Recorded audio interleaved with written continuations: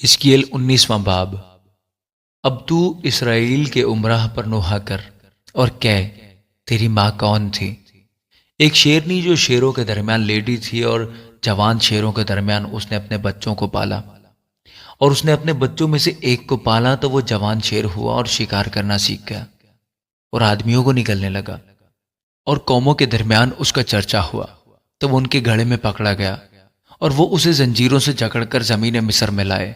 اور جب شیرنی نے دیکھا کہ اس نے بے فائدہ انتظار کیا اور اس کی امید جاتی رہی، تو اس نے اپنے بچوں میں سے دوسرے کو لیا اور اسے پال کر جوان شیر کیا، اور وہ شیروں کے درمیان سیر کرتا پھرا اور جوان شیر ہوا اور شکار کرنا سیکھ گیا اور آدمیوں کو نگلنے لگا، اور اس نے ان کے قصروں کو برباد کیا اور ان کے شہروں کو ویران کیا۔ اس کی گرج سے ملک اچڑ گیا اور اس کی آبادی نہ رہی۔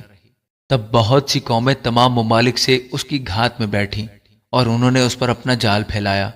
وہ ان کے گھڑے میں پکڑا گیا، اور انہوں نے اسے زنجیروں سے جکڑ کر پنجرے میں ڈالا اور شاہ بابل کے پاس لے آئے۔ انہوں نے اسے قلعہ میں بند کیا تاکہ اس کی آواز اسرائیل کے پہاڑوں پر پھر سنی نہ جائے۔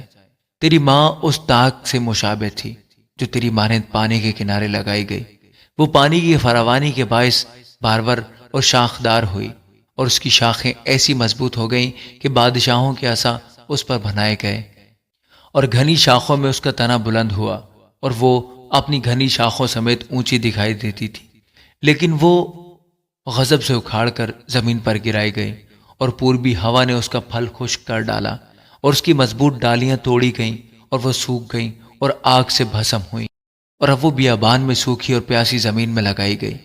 اور ایک چھڑی سے جو اس کی ڈالیوں سے بنی تھی، آگ نکل کر اس کا پھل کھا گئی، اور اس کی کوئی ایسی مضبوط ڈالی نہ رہی کہ سلطنت کا عصا ہو۔ یہ نوحہ ہے اور نوحہ کے لیے رہے گا۔ آمین۔